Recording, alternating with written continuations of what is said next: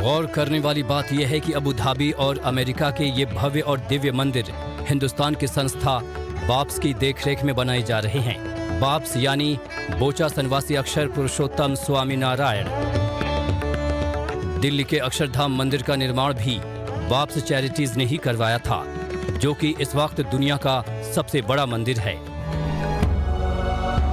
PM Modi के लिए इस संस्था के क्या मायने हैं और क्यों ये संस्था पीएम मोदी के लिए खास मायने रखती है, वो इन तस्वीरों में देखिए। तस्वीरें अगस्त 2016 की हैं, जब बाप्स चैरिटीज के प्रमुख स्वामी महाराज शांतिलाल पटेल जी का 95 साल की उम्र में अक्षर निवास यानी निधन हुआ। तब पीएम मोदी उन्हें श्रद्धांजलि देने पहुंचे। इस दौरान दुनिया ने स्वामी महाराज जी के प्रति पीएम मोदी के लगाव को देखा।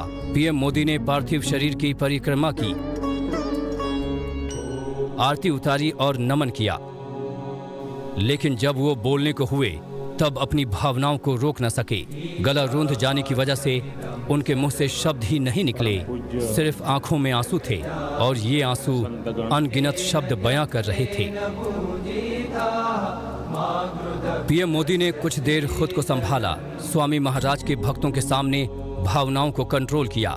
इसके बाद उन्होंने बताया कि क्यों आज उनके जीवन का सबसे दुखद दिन है, क्योंकि जिनको उन्होंने पिता का दर्जा दिया उनके जाने का गम क्या होता है, आप खुद सुनिए।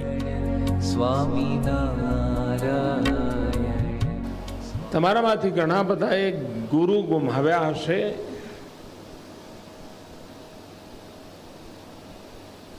मैं पिता गुमाव्યા છે।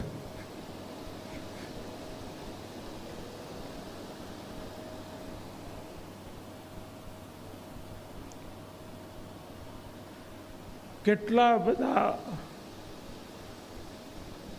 વર્ષોનો નાતો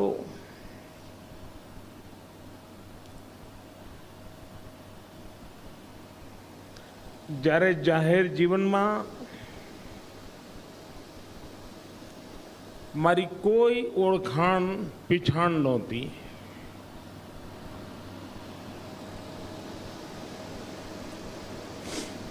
હરિભક્તો પછી મારી શ્રેણી આવે એવો એક સામાન્ય માનવી ત્યારથી લઈને એક સંતાનને જેમ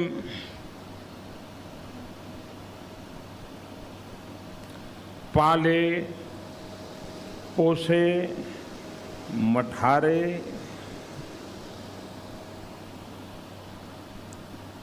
એવો લાભ મને। पीएम मोदी ने कहा कि मैं कभी नहीं भूल सकूंगा, प्रमुख स्वामी महाराज हमेशा मार्गदर्शक रहे, उनकी कमी हमेशा खलेगी। ये कमी सिर्फ पीएम मोदी को नहीं खल रही, बल्कि सनातन परंपरा से जुड़े हर शख्स को खल रही है। इसकी बड़ी वजह है, प्रमुख स्वामी महाराज ने 900 से ज्यादा हिंदू मंदिर बनवाए, जिसके लिए उनका नाम Guinness book of world record में दर्ज है। उन्होंने 9090 संस्कार केंद्र शुरू किए और 55,000 स्वयं सेवक तैयार किए। साल 1950 में मात्र 28 वर्ष की उम्र में ही प्रमुख स्वामी महाराज ने बाप्स के प्रमुख का पद संभाल लिया था।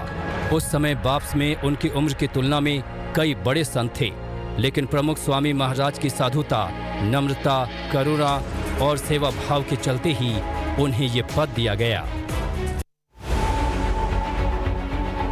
पीएम मोदी के मुताबिक ये प्रमुख स्वामी महाराज ही थे जिन्होंने उन्हें लोगों की सेवा करना सिखाया और हर मौके पर उनका मार्गदर्शन किया। ऐसा कोई मौका नहीं होता था जब पीएम मोदी गुजरात में हों और प्रमुख स्वामी महाराज से मुलाकात न करें, उनका आशीर्वाद न लें। प्रमुख स्वामी महाराज भी पीएम मोदी को इतना मानते थे कि उन्होंने रक्षा कवच बंधवाकर नरेंद्र मोदी को आशीर्वाद दिया था।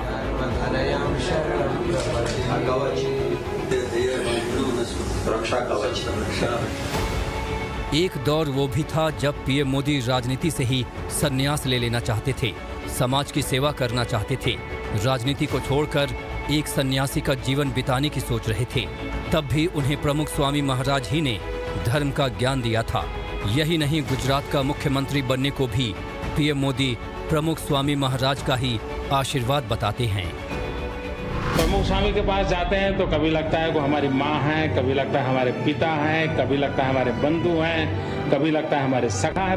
प्रमुख स्वामी महाराज ने बहुत बड़ा आंदोलन खड़ा किया है और उसके लिए आज की पीढ़ी ही नहीं, आने वाली पीढ़ी भी प्रमुख स्वामी महाराज की ऋणी रहे। माता जन्म देती है, गुरु जीवन देता है और प्रमुख स्वामी महाराज जैसे गुरु हमें सौभाग्य प्राप्त हुआ है कि उनसे हम जीवन प्राप्त। कि कहीं बाढ़ आई हो और लोगों को भोजन पहुंचाना है, एक बार प्रमुख स्वामी तक बात पहुंच गई, फिर सरकार को कोई चिंता नहीं रहती थी। प्रमुख स्वामी महाराज ने जीवन भर धर्म, विज्ञान, अध्यात्म के साथ मानवता, विनम्रता, पवित्रता और प्रेम का संदेश दिया, जिसे पीएम मोदी ने अपने जीवन में आत्मसात किया।